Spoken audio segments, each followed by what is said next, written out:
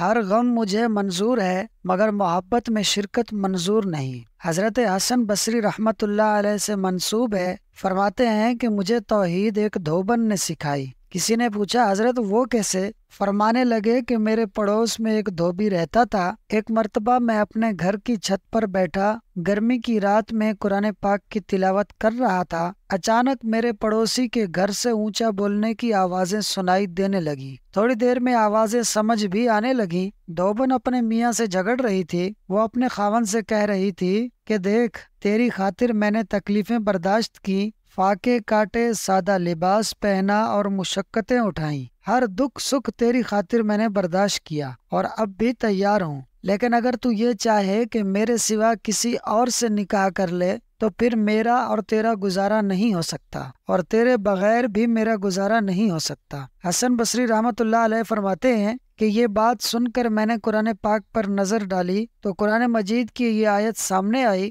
ان اللہ لا یغفر ان یشرک بہ ویغفر ما دون ذلک لمن یشاء ومن یشرک باللہ فقد افتری اثما عظیما۔ بے شک اللہ اس بات کو نہیں بخشتا کہ اس کے ساتھ کفر کیا جائے، اور کفر سے نیچے جو کچھ ہے جسے چاہے معاف فرما دیتا ہے، اور جس نے خدا کا شریک ٹھہرایا اس نے بڑے گناہ کا طوفان باندھا۔ یعنی مفہومی ترجمہ یہ ہے کہ اللہ تعالیٰ فرماتا ہے کہ اے بندے، تو جو بھی گناہ لے کر آئے گا میں اگر چاہوں گا تو سب کو معاف کر دوں گا، لیکن اگر میری محبت میں کسی کو شریک بنائے گا تو پھر تیرا مجھ سے کوئی تعلق نہیں ہوگا۔ سبحان اللہ، کیا شان ہے حضرت حسن بصری رحمت اللہ علیہ کی۔ یہاں میں ایک بات کہنا چاہوں گا کہ ہر وہ چیز جو انسان کو اللہ پاک کی یاد سے غافل کر دے وہ دنیا ہے، اور گویا کہ وہ انسان کی رب کے لیے توجہ میں شریک ہے۔ علماء فرماتے ہیں کہ دل بھلے دنیا میں لگا رہے